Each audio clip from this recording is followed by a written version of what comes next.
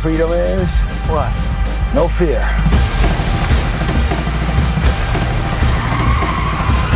Hi everyone, and welcome to the Big Ticket interview with the cast of Paul Thomas Anderson's One Battle After Another. My name is Erik Davis, and I am both thrilled and honored to be alongside all of you right now as a longtime Paul Thomas Anderson fan. I feel like his films mean so much to so many people around the world. They're always events. They are always appointment viewing. In the case of this film, it's appointment IMAX viewing. This film is huge. It is action-packed. It is hilarious. It is dramatic. It has memorable performances. It's got great characters, good tunes. It's got everything you want in a PTA jam and then some. So let's dive into a little bit. And Leo, I'd love to come to you first. You know, you work with some greats, man. I mean, Spielberg, Scorsese, Nolan. I put Paul Thomas Anderson alongside all of those guys 100%. I think he's one of the great filmmakers of our time, and I know you've wanted to work with him for a long time. What was the film of his that you watched where afterwards you were like, yeah, I got to do something with this guy? I think it was Boogie Nights. We talked about that film early on, but he really established himself as one of these sort of visionary directors of his generation, and he's also a writer-director. When you get into his worlds, which are so incredibly unique, they always have a unique take on the subject matter. That's almost the thrill of what's exciting about his work. There are very few filmmakers that have such unexpected decisions, and you know, this film was one I think he's been developing for almost 10 years now, all the way back to, you know, the last administrations. This had been brewing in his mind, and it's definitely politically charged, and it's a reference to sort of counterculture revolutionaries of the late 60s, but what would happen if that was happening today? Yeah. You know, combined with the next generation of young people and how they would react to our actions. But it's one of the most sort of robust, grand scale films that he's ever done. And I think it's gonna have a universal appeal. But once again, it's different. It's unexpected. There's things that happen and occur in this movie that will sort of distort your mind. They will completely surprise you, and they will make you enter into a sort of counterculture and subculture that may or may not be real, but when you see it up on screen, it feels incredibly valid and tangible. So that's what he's able to do time and time again. For sure. You know, in this film, speaking of revolutionaries, there's a group called the French 75. Yeah. What can you quickly say about who they are, what they're about, what are they fighting for? They're loosely based on the Weather Underground from the late 1960s, which is sort of a mixed race group of people that was fighting against, you know, civil rights, Vietnam at the time. But what if we transpose that into modern times? And the story of that is, you know, people that were speaking out for what was right, people that were speaking out for justice, but went too far. Yeah.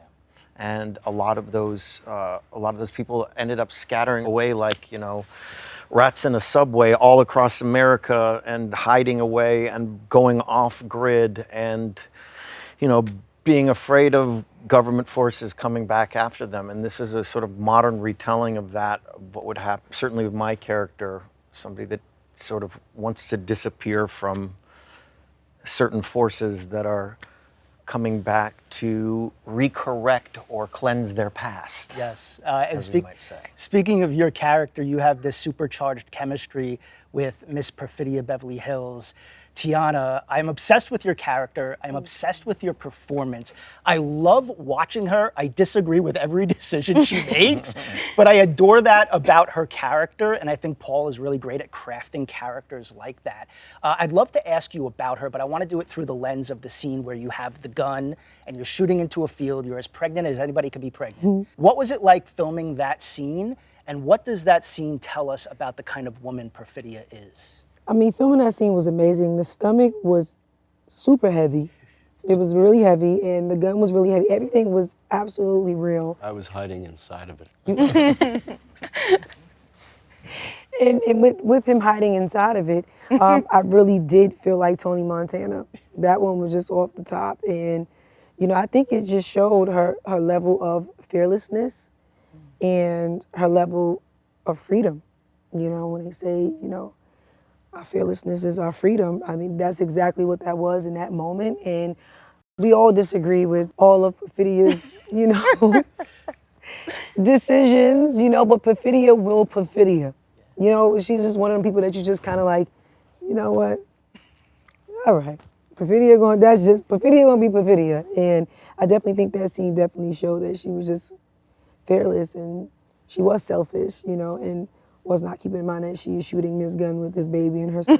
I mean, I think that scene showed you everything you needed to know about Perfidia, for sure. Hey, I'm obsessed with the name too. Like, is there a story of Perfidia, like of the name, or that either Paul told you or that you came up with? No, that was all Paul. And then he played me this Spanish song called Perfidia. And I was like, well, what are they saying? Pretty much she ain't. I was like, oh my God. And it's like when you listen to the lyrics, it's like, it's really Perfidia's character. But the song got the nerve to be a little dope too. Like it's like a little, it's swaggy. It got like a little, movement to it. But yeah, he picked Perfidia. I love saying it, Perfidia Beverly Hills. I love saying that name. It's so good. It's like what the great character name. Yeah, in my exactly. opinion. Yeah. Regina, your character is also part of the French 75, kind of in between these characters. What can you say about her? Deandra's very sweet. Her name is Deandra. Mm-hmm. Her name speaks to her kindness. Yeah, what can you say about her character? How does she fit in? I think she is the purest of the French 75. She really is there for the truth and the honesty of the cause. I think that it's not, her intentions are clear, her heart is clear. She's committed to Perfidia. She's committed to the cause. She's committed to Bob. And she's committed to, more than anything, this little gal right here. So I think for her intentions are true, and she probably is the most honest of all the characters. There's nothing duplicitous about her. She's honest, she has a lot of integrity, and she's not a woman of a lot of words. You know what I mean? She actually is like, she's like the Yoda of the French 75. Chase, Willa, we meet Willa as a baby, but then we meet her again as a teenager.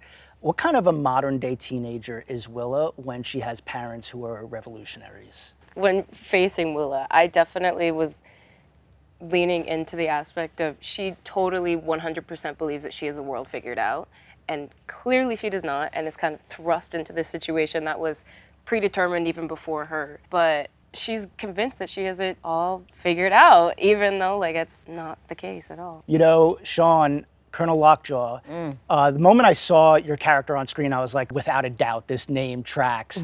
He has like a stiffness and an intensity about him. It feels like at any moment he can pop. What were some of the conversations you were having with Paul about finding his headspace?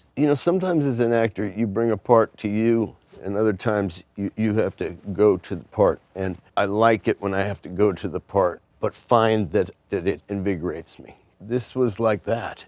And then knowing Leo and Benicio were involved, and I had never not wanted to work with him, only increasingly over the years, as we got closer and as he built this incredible body of work. And then Benicio, who I'd worked with on the first movie I directed, we had done 21 Grams, but not in working together much, just a little bit. So with that, and with Paul's writing and Paul doing this and this subject matter, it was all just, and then as he started to continue to cast, and I got to have a peek at some of these videos he shot and I just thought, wow, because these are all incredible actors, and it was really exciting. Yeah, without a doubt. Lockjaw in this film has a bit of a thing for Perfidia. If I'm going to be honest, A bit? a bit of a thing. A thing? I think if I want to be honest, we all have a bit of thing for Perfidia, but for Lockjaw, she goes against everything that he believes in. And so I'm curious, what do you think he sees? That which would propel him across the Mason-Dixon line. Teyana, I could ask you too, because Perfidia has a thing for Lockjaw, and he goes against everything that she stands for. And so what do you think that's about? They were just toxic. But I also think that Perfidia was so Perfidia that you never really knew when it was genuine and when it wasn't. I think Perfidia was just trying to get her way with a lot of things, so she played a lot of games. Wrong answer. You don't think so? You think she? How not? I don't know. I feel like they both were bad. And that's what like attracted them to each other, you know? And again, yeah, with either or, you still didn't really know what the intentions were. You know, like what is this really about? I definitely think Lockjaw showed more that he was like genuinely like in love with Perfidia. Yeah. With Perfidia, you just never know with her. I think she really loved her ghetto Pat. I think she loved her ghetto Pat, but I think that Lockjaw was a good time.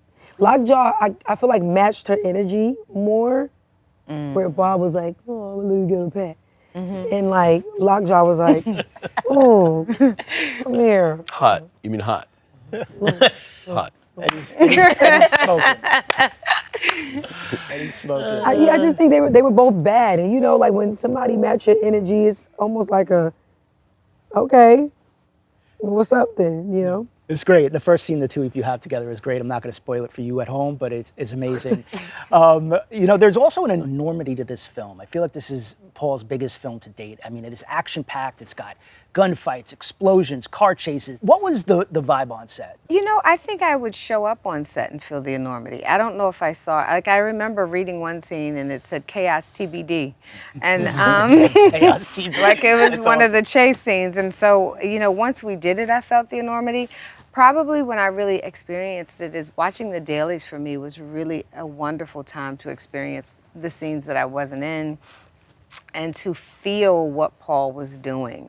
But the truth is, in terms of being on set, and actually Sean brought it to my attention when we were shooting one day in the field. What if I made something up? No. We were just talking about like the frills weren't there and how simple that was and that we didn't miss it. And when I say that, I mean like just a bunch of cash chairs. You know, there was quite a simplicity to the way the set was, but not in, I mean, then you'd see helicopters, you know, shooting people running. So, you know, it was kind of both, but it still felt like such a family that although the film was big, there was something in the setting and the way Paul shoots that makes it feel intimate. Yeah, it's also very funny. And Leo, I think about the scene when you're on the phone trying to remember the password. It's like most of the trailer, but it's so amazing. You know, when you're filming scenes like that, what are you talking about with Paul? Are you improvising? And because it's really funny, but it's also a very serious moment that he has to remember this password. Yeah, what I wanted to add to what Gina was just saying is part of the spectacle is these locations that he chooses. You know, they're like within and without, they're recognizable, they're real communities, real neighborhoods, places I've never been to that are a couple hours drive away, and then you're in this sort of vast fantasy world, and that creates this template. It's not only action, but this sort of almost like entering into a sci-fi world that exists right before us. He's so good at that too. And you know, that helping to go to those locations, for me, I went early on a sort of a trip with him to recce what it would like to be one of these people that is trying to live within some sort of a community but completely disappear from his past.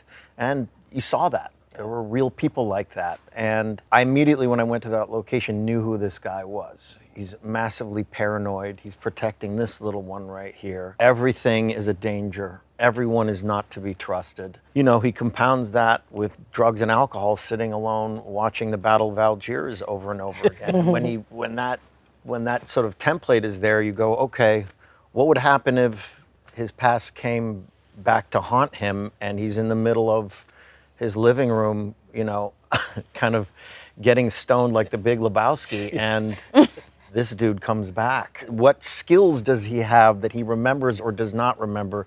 And that sort of one password thing hinges on my entire story. It's the key and link to him conserving and saving the one thing that means the most to him, but he's out of practice. He's, you know, he's no longer where it's at. He's lost his game. Say the least. He's lost his game, so to speak. You know, Chase, I do feel like the father-daughter relationship is the heart of this movie. What is something Leo gave you as a scene partner that helped you sort of establish what that relationship was like between the two of them? Honestly, banter. I feel like even like first day on set, we were going back and forth a lot, which helped lock us into the dynamic of Bob and Willa. Yeah, just like bouncing jokes off of each other and him saying something and me being like, okay, well, okay, Bob. And then me saying something and him going, okay, Willa, okay, sure. Yeah, you think you have it all figured out. But I think that banter was very, very helpful. Yeah. What's something Chase gave you as a scene partner? We spent time early on. It was amazing to see her audition. We saw her on that tape. I was like, oh, that's the innocence that you think is innocent. She had this quality about her that you wanted to take care of her, but meanwhile, she's much more sophisticated than all of us, you know? And we did a lot of practicing early on and auditions, but we knew, we looked at each other one day during one of those first early read-throughs, and Paul was like, this is it. And I'm like, yep, this is the one. And she does an amazing job. This is quite a debut for a young actress. She's incredible. Yeah, Thank you. I very much agree with that. You know, we got to start to wrap up, and so I'm going to throw out a last question that's a fun question. It's kind of a hypothetical question. So if you could put yourself in any other Paul Thomas Anderson movie as a fly on the wall or as somebody in it, like what movie would you love to just have been on that set just checking it out? I got two. Paul had sent me Punch Drunk Love, and I wanted to do it. But I wanted to do the part he'd already cast Adam Sandler in. I still want to crack at that part. And then I would like to have had any position on the crew in the scene with Phoenix and Waterston in Inherent Vice. It was one sensational shot. No, it's a great scene. I know what you're talking about. Teyana, what about you? I definitely think like if I had the opportunity to hop in like a time machine, I would want to shadow him on every single set, you know, or maybe even his writing sessions, to be a fly on the wall during his writing sessions. Like even Leo saying he's been working on this for 10 years. It's like, what is your process? Like, I would love to be in any of his movies, but I want to be like behind the lens and I want to see his process and I want to like shadow him as a director and I just want to be there. I just want to be like right there. Understand how he does I just want to be a ghost. Yeah, for sure. Yeah, I just want to see everything. Yeah. Everything. For sure. Chase, what about you? I feel like similar like vibe. I would love to just be like totally fly on the wall, but especially during There Will Be Blood, to just sit from behind and be like, okay, let me watch how this whole entire thing unfolds, how this whole world is created, Right. and like what I would give to just see how that film was created. Yeah, no, that's a tough one. I don't know. There's something about Phantom Thread and the breadth of the scenes and how much space the scenes had that I loved. But I did love Magnolia, you know what I mean? So Magnolia's but then of course Boogie Nights. I mean, I don't know what I would have been. I guess I would have been in the first time we're gonna see. You know, I don't know. I want to be Philip Seymour Hoffman holding the microphone. I mean, I think all of them. There's not really, you know, ones, but the truth is they're all, I mean, I love The Master. They're all special and so beautifully told in their own, and I do love There Will Be Blood. I don't know. I don't know which one. I could have been in Heart 8. I could have worked in the casino. Leo, I'll give you the last word, sir. I gotta echo what Regina just said. I think that Boogie Nights and The Master were so unique. I love period films, and Paul has a way of not being too heavy-handed, of submerging yourself in a specific time period, but it is so incredibly authentic, whether it be the 70s and 80s in Boogie Nights or the 40s in The Master, and you just feel like you're there. I don't know how to describe it. There are scenes in the shopping center where you're like, oh my God, those are real people working there. Those are the hairstyles. Yeah. That's the way people spoke. But he's not pushing it on an audience. And you know, I would like to be on set to see how those shots are placed. The casting is done, what is eliminated, most importantly, what's eliminated, what is taken out. Because that to me propels this level of mystery and the unknown, which only the greatest filmmakers are able to pull off. And so those are the two films that I would add to what you just said that Paul's editing process it's another part. I mean, it's as real for him as shooting the film. Yeah. So his post process is. For me, like Sean, it would be Punch Drunk Love, just to watch Adam Sandler love scream Punch at Philip Drunk Seymour Hoffman. That's that mattress man. And that is the conclusion of our big ticket interview. I'd love to thank you so much for hanging out with us and talking about this film. I think all of you are gonna love it. It's an awesome film. One Battle After Another comes to theaters in IMAX September 26th. Tickets are now officially on sale at Fandango. Go get them. Watch this on the biggest screen you can find. Trust me, it's worth it. My name is Erik Davis. Big screen. Thank Big you so screen. Have a good one. Shot it on film.